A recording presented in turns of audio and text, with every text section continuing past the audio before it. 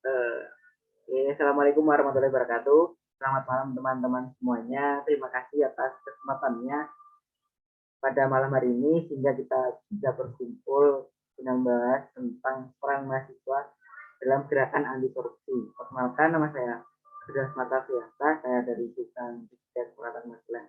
Oke, next. Nah, adapun latar belakang dari apa yang saya sampaikan pada malam hari ini mengenai korupsi. Korupsi adalah kejahatan luar biasa atau extraordinary crime yang berdampak sangat luar biasa, berdampak buruk pada seluruh sendi kehidupan manusia. Merupakan salah satu faktor penyebab utama tidak tercapainya keadilan dan kemakmuran suatu bangsa. Nah, ada pun juga latar belakang lain yakni berdampak buruk pada sistem perekonomian, sistem demokrasi, sistem politik, sistem hukum, sistem pemerintahan, dan tatanan sosial kemasyarakatan. Dapat merendahkan juga buat martabat suatu bangsa dalam tata pergaulan internasional. Korupsi ini sebagai musuh bersama atau kita sering lihat atau sering dengar atas nama common enemy yang harus kita perangi bersama sama dengan sungguh-sungguh. Gerakan anti korupsi. Korupsi di Indonesia sudah berlangsung lama. Berbagai upaya pemberantasan korupsi pun sudah dilakukan sejak tahun-tahun awal setelah kemerdekaan. Dimulai dari tim pemberantas korupsi pada tahun 1967 sampai dengan pendirian KPK pada tahun 2003. Berdasarkan Undang-Undang Nomor 30 Tahun 2002, pemberantasan tindak pidana korupsi dirumuskan sebagai serangkaian tindakan untuk mencegah dan memberantas tindak pidana korupsi melalui upaya koordinasi, supervisi, monitor, penyidikan, penuntutan, dan pemeriksaan di bidang pengadilan dengan peran serta masyarakat berdasarkan peraturan perundang-undangan yang berlaku. Upaya pemberantasan korupsi tidak akan pernah berhasil tanpa melibatkan peran serta masyarakat. Dengan demikian, strategi pemberantasan korupsi terdapat tiga unsur, yakni ada pencegahan, penindakan, dan juga peran serta masyarakat. Salah satu upaya untuk pemberantasan korupsi adalah dengan sadar melakukan suatu gerakan anti korupsi di lingkup masyarakat. Korupsi itu terjadi jika ada pertemuan antara tiga faktor utama, yaitu yang pertama ada niat, kesempatan, dan juga kewenangan. Apa sebenarnya niat itu? Niat dalam hal ini adalah unsur setiap tindak pidana yang lebih terkait dengan individu manusia, misalnya perilaku dan nilai-nilai yang dianut oleh seseorang. Nah, kesempatan lebih terkait dengan sistem yang ada, sedangkan kewenangan yaitu yang dimiliki seseorang akan secara langsung memperkuat kesempatan yang tersedia.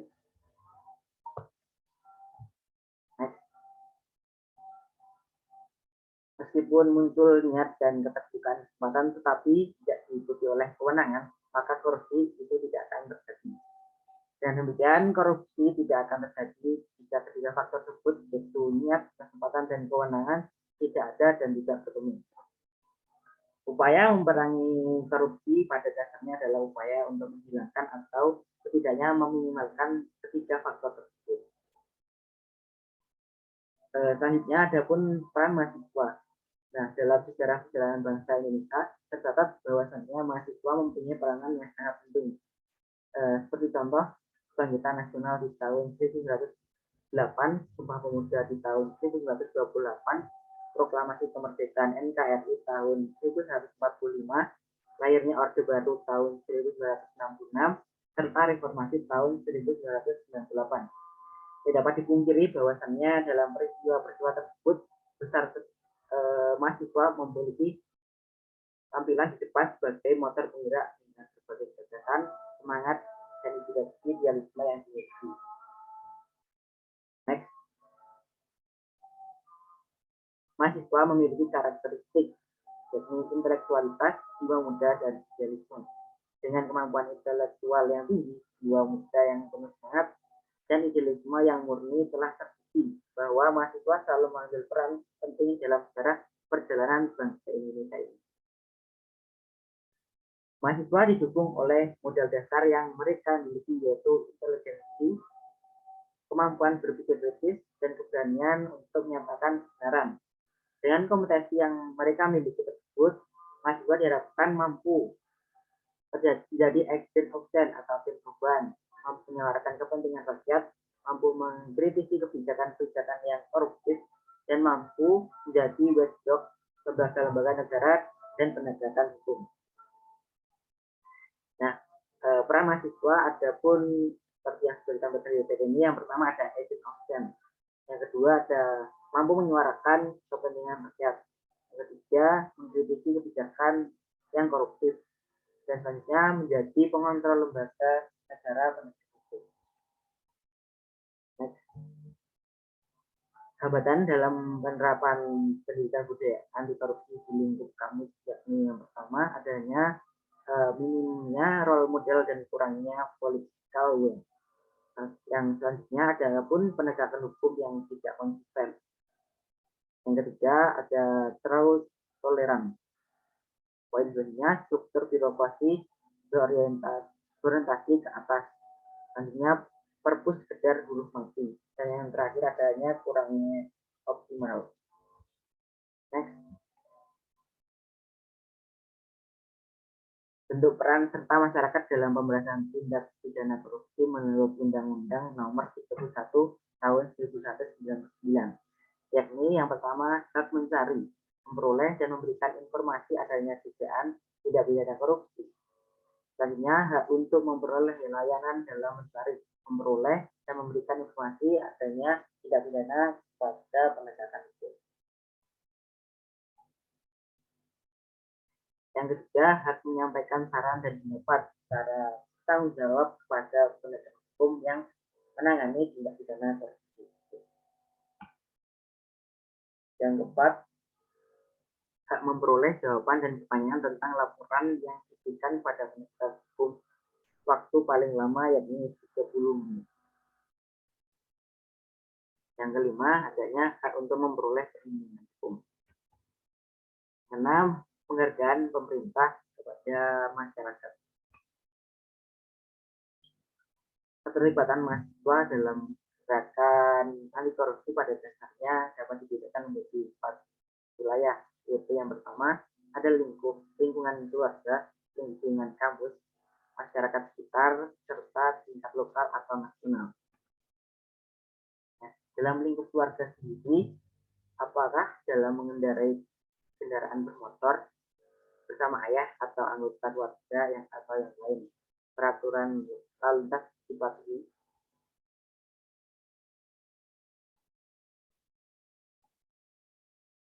Apakah ketika berboncengan motor bersama kakaknya atau anggota keluarga lainnya tidak menjalankan motornya di atas pedestrian dan pengambilan jalan kaki, tidak mengendarai motor berlawanan arah, tidak mengendarai motor melebihi kapasitas, atau misalnya satu motor berpenumpang 3 atau bahkan 4 orang. Apakah penghasilan orang tua tidak berasal dari tindak pidana korupsi? Apakah orang tua tidak menyalahgunakan fasilitas kantor yang menjadi haknya?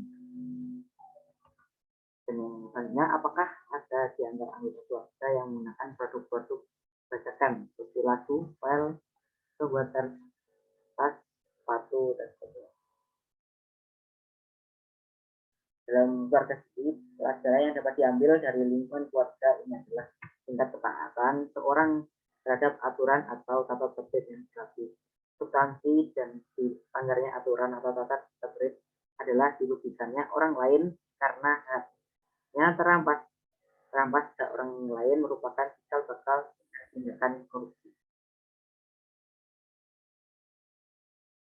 Nah, selanjutnya di lingkungan kampus, keterlibatan mahasiswa dalam gerakan anti korupsi di lingkungan kampus dapat dibagi ke dalam 2 wilayah, yaitu untuk individu mahasiswa sendiri dan untuk komunitas mahasiswa. Untuk konteks individu, seorang mahasiswa diharapkan dapat mencegah agar dirinya sendiri tidak berperilaku koruptif dan tidak korupsi. Sedangkan untuk konteks komunikasi, seorang mahasiswa diharapkan dapat mencegah agar rekan-rekannya sesama mahasiswa dan organisasi kemahasiswaan di kampus tidak berperilaku koruptif dan tidak korupsi. Dalam lingkungan juga berbagai bentuk kegiatan dapat dilakukan untuk menanamkan nilai-nilai anti korupsi pada komunitas mahasiswa dan organisasi kemahasiswaan. Kegiatan kampanye, sosialisasi, seminar, pelatihan, kaderisasi, dan lain-lain dapat digunakan untuk menumbuhkan budaya anti korupsi.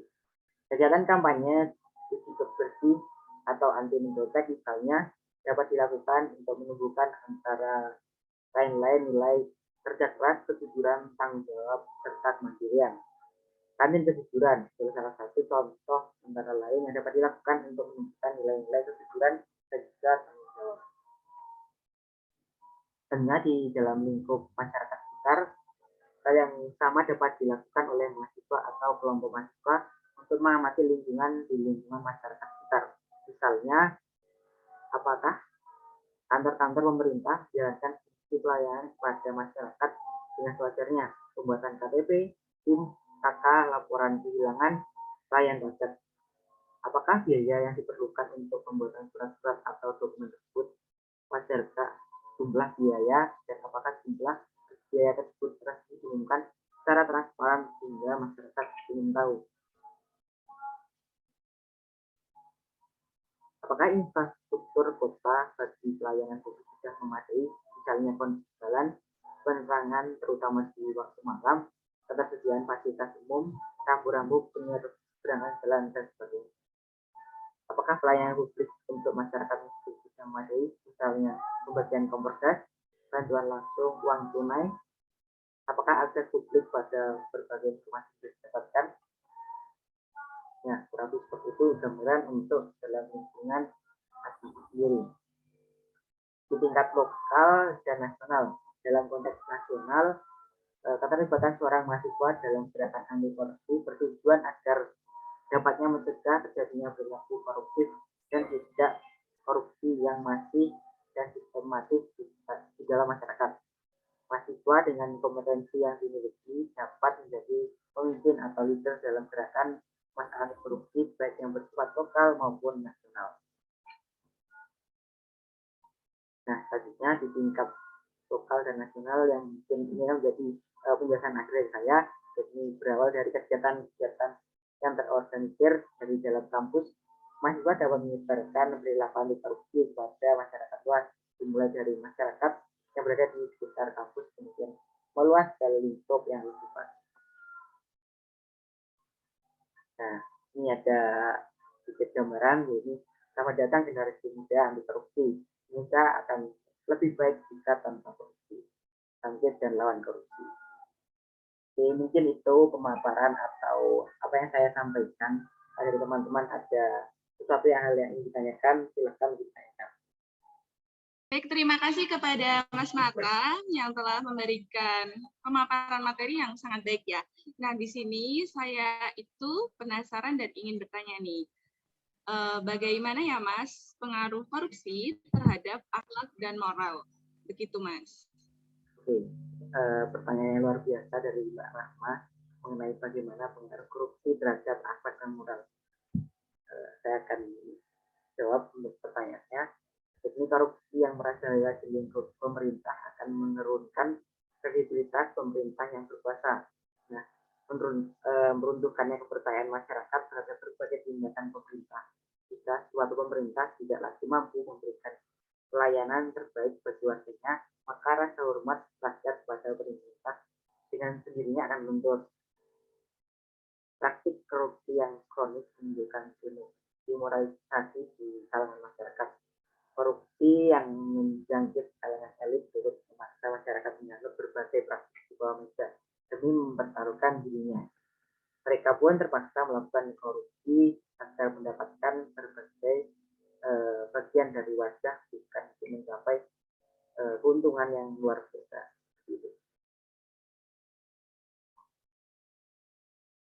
Baik, ya. Terima kasih ya Mas atas jawabannya. Sekarang saya jadi lebih paham nih tentang apa yang tadi saya tanyakan gitu ya. Sama-sama. Izin bertanya Pak. Iya Mas, silakan. Ya, kita tahu bahwa mahasiswa itu mempunyai peran penting untuk mengurangi korupsi yang ada di negara kita ini. Bagaimana peran mahasiswa dalam pemberantasan korupsi menurut Pak Marta sendiri? Ki? Baik, pertanyaan luar biasa dari Mas Ansori. Bagaimana peran mahasiswa dalam pemberantasan korupsi? Mungkin ada sedikit jawaban singkat dari saya. Yakni mahasiswa merupakan kader yang dipersiapkan untuk memimpin bangsa ini. Nah, sebagai seorang kader, selain harus memiliki intelektualitas yang tinggi, haruslah juga pula memiliki bakat dan juga personalitas dalam kepemimpinannya. Seperti itu.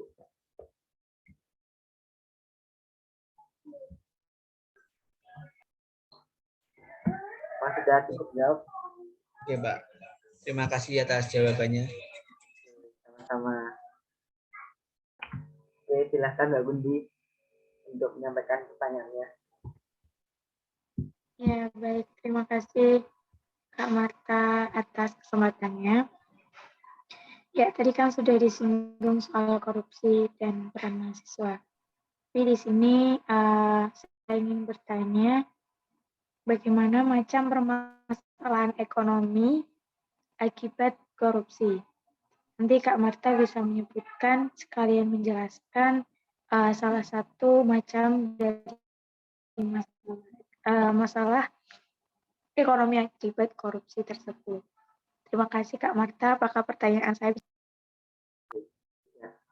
Terima kasih Mbak Kunti, pertanyaan yang luar biasa. Jadi saya akan menjawab pertanyaan dari Mbak Kunti dari mengenai bagaimanakah macam permasalahan ekonomi akibat korupsi. Nanti yang saya juga akan menyebutkan jelaskan. Pastinya pertumbuhan ekonomi dan investasi dan produktivitas negara yang korupsi menimbulkan produktivitas yang semakin menurun. Hal ini terjadi seiring dengan terhambatnya sektor industri dan produksi yang berkembang lebih baik atau melakukan perkembangan kapasitas. Penurunan produktivitas ini akan menyebabkan permasalahan yang cukup rumit seperti tingginya angka PHK dan meningkatnya pengangguran. Akhirnya akan terjadi kemiskinan masyarakat yang cukup meluas. Nah, selanjutnya rendahnya kualitas barang dan jasa sebagai publik. Menurunnya pendapatan negara dari sektor pajak. Yang terakhir meningkatkan utang negara tentunya. Berarti seperti itu. Mbak Kunti, apakah sudah menjawab? Mbak Kunti? Iya, jelas Kak. Terima kasih atas jawaban yang bagus. Oke, terima kasih juga Mbak Kunti atas pertanyaannya. Dari teman-teman semuanya, apakah sudah cukup buat pertanyaan-pertanyaannya? Apakah sudah cukup untuk pertanyaan dari teman-teman semuanya? Jelas Mas materi yang disampaikan. Terima kasih banyak. Sama-sama. Ya, sudah cukup Mas. Sudah baik materi yang disampaikan. Baik, terima kasih atas kesempatan dan waktunya. Saya akhiri dari selamat malam. Wassalamualaikum warahmatullahi wabarakatuh. Waalaikumsalam warahmatullahi wabarakatuh. Amin.